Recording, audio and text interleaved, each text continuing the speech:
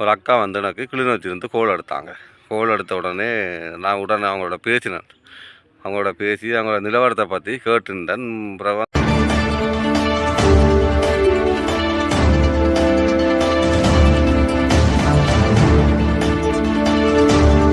அனைவருக்கும் வணக்கம். எல்லோரும் எப்படி சுகமாக இருக்கீங்களா?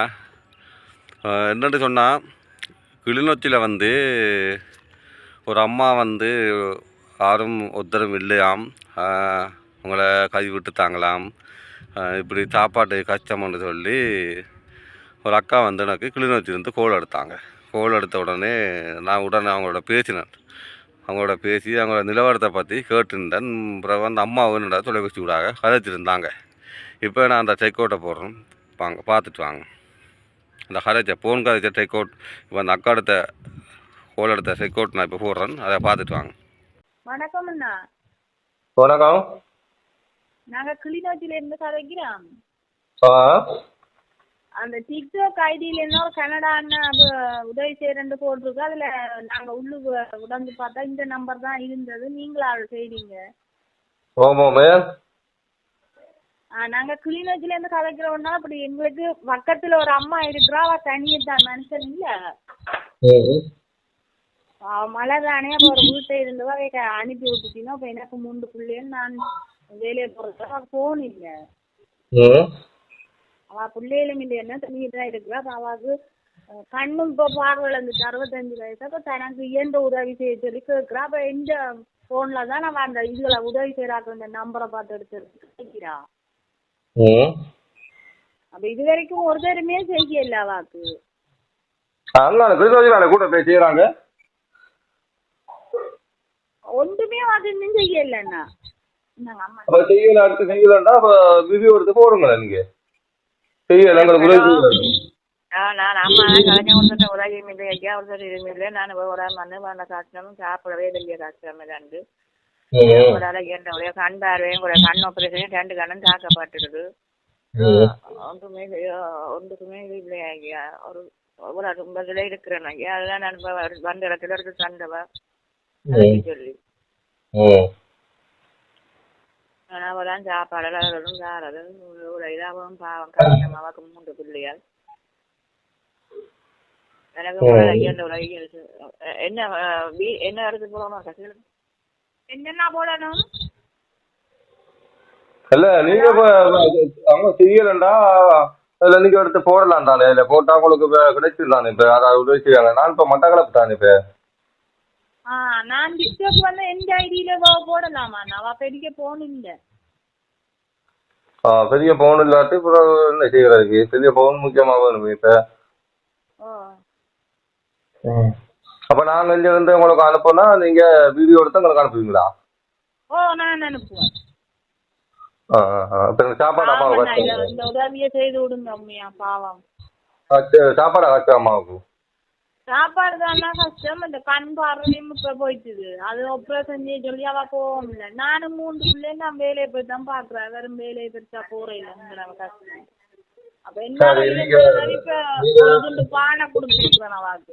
சரி நீங்க இப்ப இத வாட்ஸ்அப்புக்கு உங்களோட அக்கௌண்ட் நம்பர் அனுப்பிவிடுங்க. நாங்க இப்ப நாளைக்கு போட்டுருவோம்.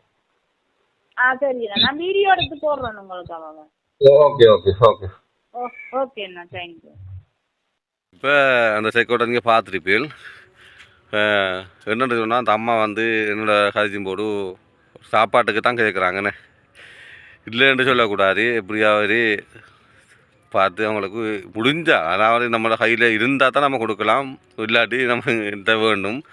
அதனால் வந்து உடனே பார்த்துட்டு சரி அம்மா பிரச்சனை இல்லை, உங்களோட நம்பரை அனுப்பிடுங்கன்னு சொல்லி அவசரம் அந்த நம்பர் இல்லை நம்பி அப்புறம் அந்த அக்காட்ட கொடுத்து அந்த அக்காட்ட சொன்னால் நீங்கள் உங்களோட அக்கௌண்ட் நம்பரை அனுப்பிடுங்க அக்காண்டு. அப்புறம் அந்த அக்கா அக்கௌண்ட் நம்பர் அனுப்பியிருந்தாங்க. நான் உடனடியாக ஒரு மறுப்பும் சொல்லாமல் உடனடியாக அவர்களுக்கு ஒரு 10,000 ரூபா காசி போட்டுவிட்டேன். அப்போ அந்த 10,000 ரூபா காசி போடுறதுக்கு இது எங்கேருந்து காசு எடுக்கிற என்று நாங்களும் நினச்சி பார்த்தா உடனடியாக லண்டனில் இருக்கிற நாட்டை கால் பண்ணி கேட்டிருந்தேன். அண்ணா இப்படி ஒரு பிரச்சனை ஒன்றைக்கு இப்படி ஒரு உதவி ஒன்று செய்ய முடியுமான்னு கேட்டேன். உண்மையிலே அந்த மனுஷன் வந்து நான் என்ன சொல்கிறேன் என்று எனக்கு தெரியல. இல்லைன்னு சொல்லலை தம்பி, உடனடியாக நீ அப்போ இந்த அண்ணாட்ட சொன்ன அந்த விளக்கத்தை சொல்லி அந்த இதெல்லாம் நான் அனுப்பினேன். நான் அந்த கதைச்செயலாம் அனுப்பிட்டு உடனே அண்ணா சொல்லுவீங்க பார்த்துட்டு சரி நம்பி உடனடியாக நீங்கள் அவங்க 10,000 ரூபா காய்ச்சி தானே பெரிய பிரச்சனை இல்லை, நீங்கள் போட்டுவிடுங்க, நான் விசாரித்து போடுங்க. அதாவது இப்போ உங்களை பற்றி ஏமாற்றுவாங்களே என்ற ஒரு இதோன்று இருக்குந்தானே என்று உடனே அண்ணா சொல்லியிருந்தார். உடனே நாங்கள் திரும்பி அந்த அக்காட்ட கால் பண்ணி சொன்னேன், அக்கா அவங்களோட அக்கௌண்ட் நம்பரை நீங்கள் புத்தகத்தோட பிடிச்சவங்களை அனுப்பிவிடுங்க, நாங்கள் அவங்களுக்கு காசை போட்டு விட்றோம். அந்த அக்கா நினச்சிக்க வேண்டாம், உடனடியாக அக்கௌண்ட் நம்பரை புத்தகத்தோட பிடிச்சி அனுப்பியிருந்தாங்க. அப்போ அண்ணாட்ட சொல்லியிருந்தேன், அண்ணா இப்படி புத்தகத்தோட பிடிச்சி அனுப்பியிருக்காங்க, பிரச்சனை இல்லை அனுப்பியிருந்தா உங்களால் உங்களுக்கு நம்பிக்கை இருந்தால் நீங்கள் போடுங்க, 10,000 ரூபா காசை போட்டுருங்கன்னு சொல்லி உடனடியாக ஒரு மறுப்பு இல்லாமல் அண்ணா வந்து ஒரு 10,000 ரூபா காசி போட சொல்லி நான் உடனடியாக நான் 10,000 ரூபா போட்டிருந்து அவங்களுக்கு பெரிய சந்தோஷம் அந்த 10,000 ரூபாய் கொடுத்து.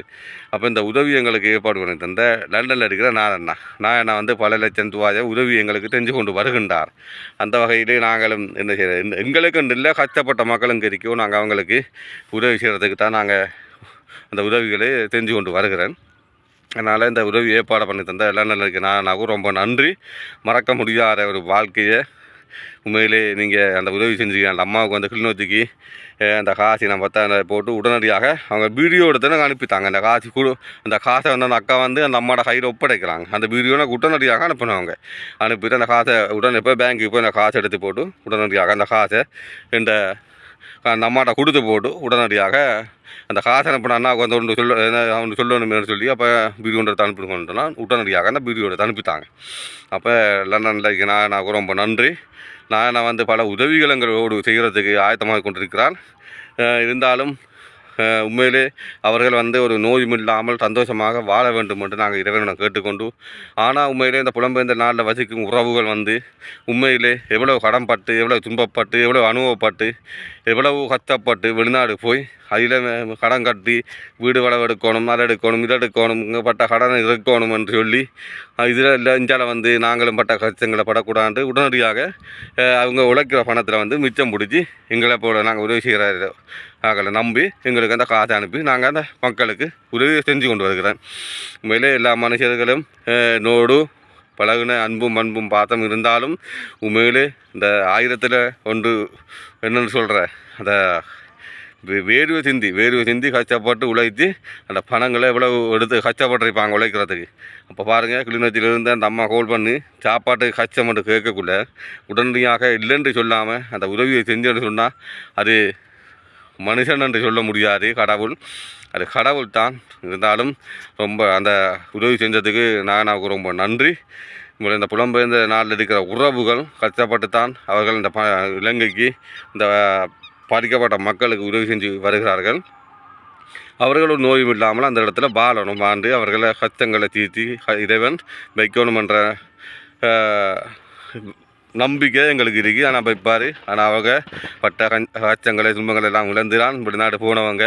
அவங்களுக்கும் இங்கே வந்து ஒரு கோயில் பார்க்கலாரு, ஒரு மரண வீடு பார்க்கலாரு, ஒரு உறவுக்கு ஒரு கல்யாணம் பார்க்கலாரு, ஒரு சொந்தக்காரன் வீட்டை பார்க்கலாரு, அப்புறம் நம்ம நாட்டில் நிலைமையை பற்றி பார்க்கலாது. அவங்க ஃபோனில் பார்த்தாலும் பார்க்கலாது, அது ஃபோனில் பார்க்குற மாதிரி இல்லை. அப்போ அப்படி இருக்கக்குள்ள அவங்க வெளிநாட்டுக்கு போய் கஷ்டப்பட்டு என்ன செய்கிறன்ற நம்ம பட்ட கஷ்டங்களை நம்மளோட மக்கள் படக்கூடாதுன்ற எண்ணங்களோடு தான் அவர்கள் அதில் மிச்சம் முடிக்கிற பணங்களில் எங்களை போல உறவுகளுக்கு அனுப்பி கொண்டிருக்கிறார்கள். ஆனால் இருந்தாலும் அவர்கள் ஒரு நோயும் இல்லாமல் சந்தோஷமாக வாழணுமென்ற அங்கட நோக்கம். அவங்க உதவி செஞ்சாலும் சரியான் செய்யாட்டியும் சரியான், ஆனால் இருந்தாலும் அவர்கள் ஒரு நோயும் இல்லாமல் வாழணும். ஆனால் எங்களோட தமிழன் வந்து இலங்கையில் மட்டுமில்லை உலகத்துக்கு எங்களோட தமிழன் வாழ்ந்து கொண்டிருக்கிறார். அது இந்த தமிழனை வாழ வச்சது ஒரே ஒரு மனுஷன். அது சொல்கிறதுக்கு வார்த்தை இல்லை. இருந்தாலும் நான் சொல்கிறேன், தேசிய தலைவர் வந்து உலகத்திலே தமிழனை வாழ வச்சிருக்காருன்னு சொன்னால் அந்த நம்பிக்கை இருந்தால் எங்களுக்கு போகும். அந்த உலகத்தில் ஆனால் ஒரு தமிழனால் 1000 தமிழன் முளைச்சிருக்கான். ஆனால் உலகத்திலே எங்களோட தமிழன் வாழ்ந்து கொண்டிருக்கிறான். அது எங்களுக்கு போகும் பெருமை, சந்தோஷம், மகிழ்ச்சி. அதே மாதிரி எங்களோட புலம்பெயர்ந்த நாட்டில் இருக்கிற உறவுகள் வந்து இப்படியான கஷ்டப்பட்ட மக்களை நாங்கள் எங்கள் மூலமாக உதவி செய்கிறதுக்கு முன்பாருங்கள். அந்த உதவியை செஞ்ச நான் ரொம்ப நன்றி. இப்போ நான் அந்த அம்மாவுக்கு அந்த அக்கா காசு கொடுத்த வீடியோ நான் இப்போ போடுறேன். அந்த அக்காவோட முகத்தை கட் பண்ணி போட்டு போடுறேன். நம்மளா காசு கொடுத்துட்டப்பா. இப்போ வாங்க வீடியோக்குள்ளே போவோமா. பாய்.